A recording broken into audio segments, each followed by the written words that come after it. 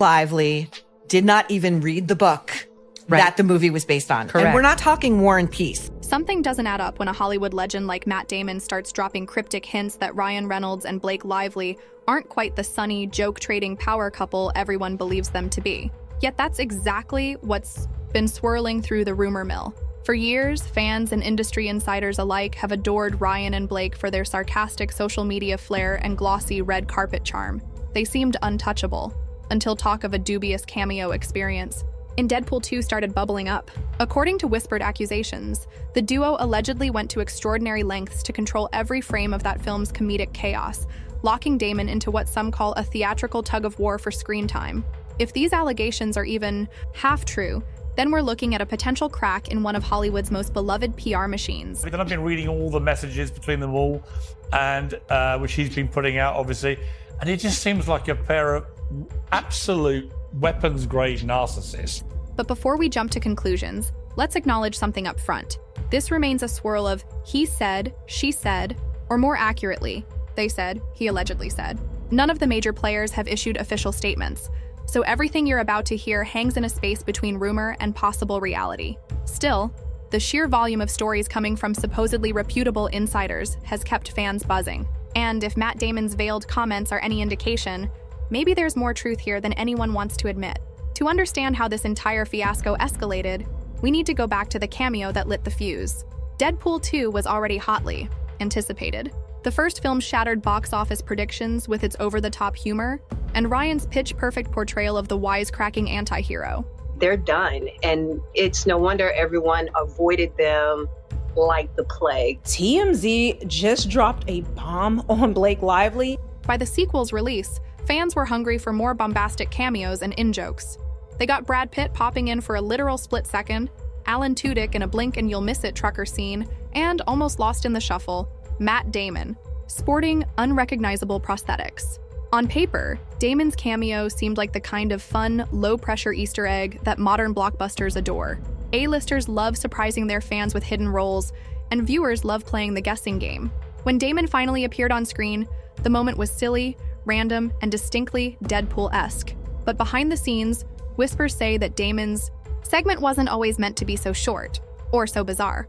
Allegedly, the original plan was for his cameo to serve as a comedic high point, with more dialogue and a clearer reveal. Still waiting on the amended lawsuit from Blake Lively and Ryan Reynolds. They're supposed to be adding names or evidence, who knows, but today is the due date. If that's true, then what happened? That simple question is precisely what started the rumor avalanche. Some who worked on the production maintain that Damon didn't want a long cameo. He was doing Ryan a favor and was happy to appear briefly. Others swear Damon was initially promised a meteor segment.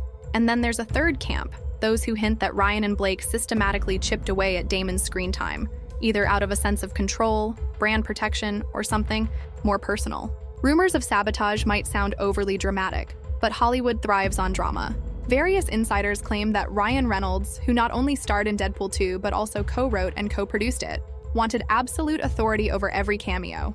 That in itself might not be surprising. After all, Ryan's comedic timing and marketing instincts helped launch Deadpool into a cultural phenomenon. Yet the stories emerging from those close to the project depict a far more controlling side. It's my favourite story, I think, in showbiz this year. The Justin Baldoni war with Blake Lively, which seems to me, initially I felt quite sorry for Blake Lively. Supposedly, as soon as Damon's involvement became official, Ryan began to revise everything. Dialogue, scene duration, comedic beats, and even camera angles. The goal? To keep the momentum centered on Deadpool himself, which essentially means on Ryan. Then Blake Lively allegedly stepped in. Though she wasn't officially part of the creative team, she's no stranger to using her influence. Sources say that she offered her own suggestions about Damon's segment so it wouldn't overshadow the film's star or derail the comedic pacing they'd established. What started as a minor cameo was reportedly in danger of being gutted to near non-existence. That begs the question, were Ryan and Blake operating on a purely strategic level, hoping to maintain the comedic flow of a highly specialized franchise? Or did Damon's star power and comedic chops pose a threat to Ryan's moment in the spotlight? Nobody can answer with certainty, but the tension felt real enough to push Damon into a corner. The cameo, once rumored to be comedic gold, devolved into a cameo whose final version felt rushed and inconsequential. More than a few tongues started wagging. If Matt Damon, arguably one of the most respected and drama-free actors out there, was disgruntled. Something truly off-kilter must have transpired. That's when the word sabotage first surfaced, sending entertainment blogs into a frenzy of speculation. And the rabbit hole only got deeper from there.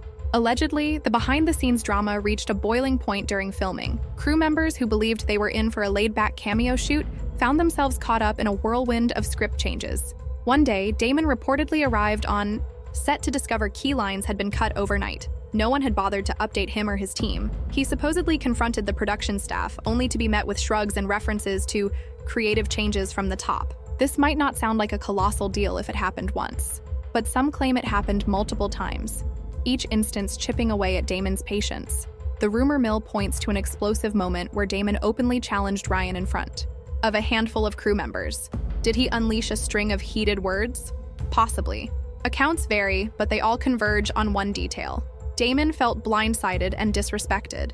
Then came rumblings about voicemails, messages left by Damon in which he allegedly vented about the manipulative tactics used to shrink his cameo to a glorified footnote. Words like career sabotage, power play, and betrayal supposedly rattled their way through these recordings. There are also reports of one particularly tense conversation where Damon apparently told Ryan he'd never step foot on a Deadpool set again if this was how they did business. Could these messages be real?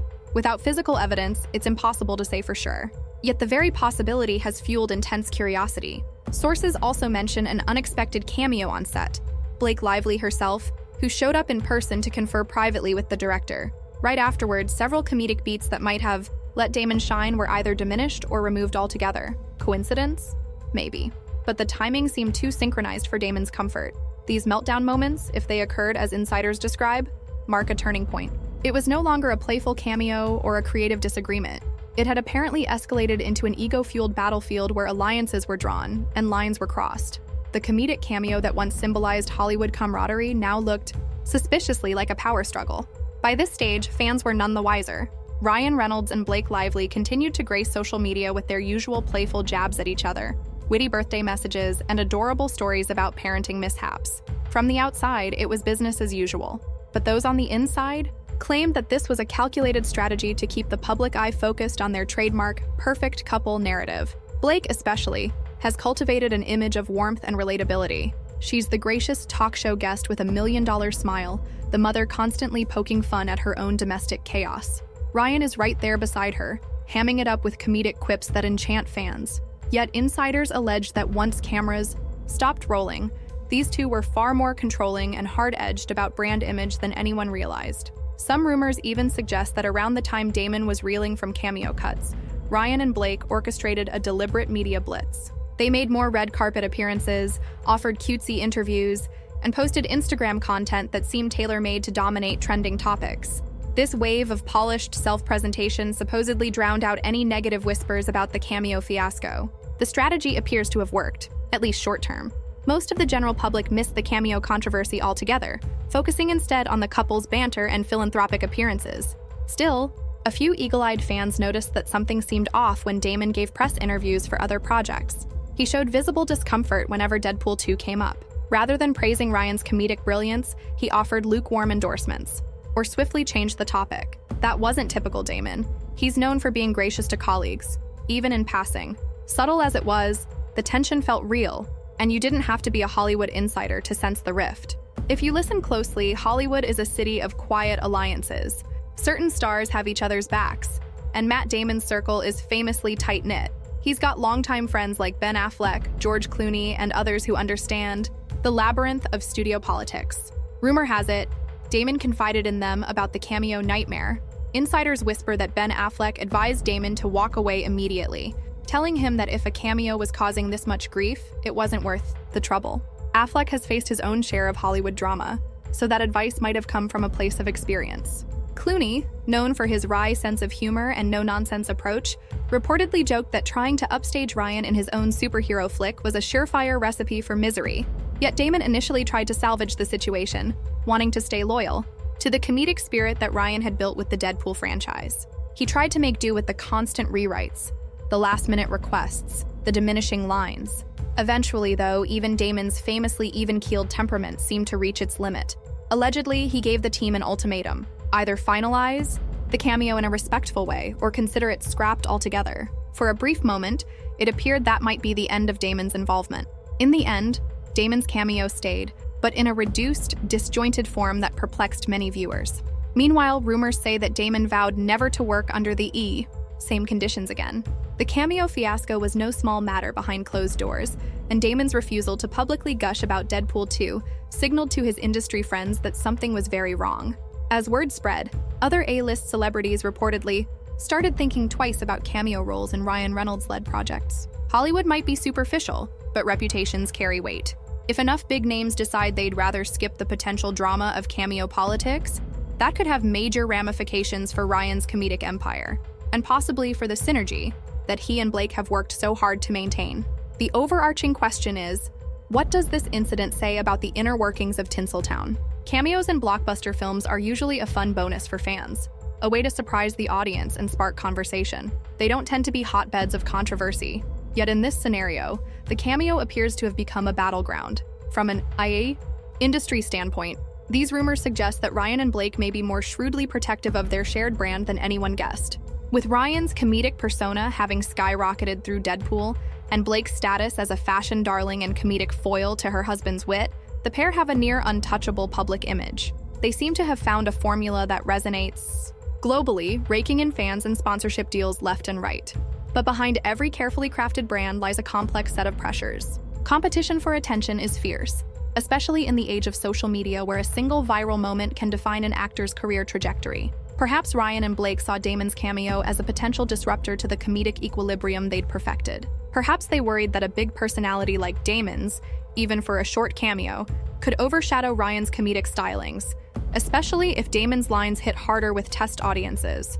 Alternatively, maybe Damon's cameo was simply too tough to integrate with the sequel's chaotic humor, so the creative team had to pare it down. The only problem is that Damon himself didn't appreciate the process. It's possible this entire saga is the result of miscommunication, but the weight of the rumors, especially ones citing meltdown-level arguments, makes that scenario feel a bit too neat. Ultimately, these allegations hint at a broader Hollywood dynamic, where power couples and top-tier actors do whatever it takes to stay in control. Projects of this magnitude run on tight schedules, enormous budgets, and a delicate balance of star power. If Ryan and Blake truly orchestrated cameo sabotage, it suggests that Tinseltown's famously friendly collabs might not be so friendly after all. Next time we spot a major star pop in for a surprise cameo, we may find ourselves wondering what was really negotiated and who, if anyone, got the short end of the script. In a world of carefully calibrated images, that curiosity might be the most shocking revelation of all.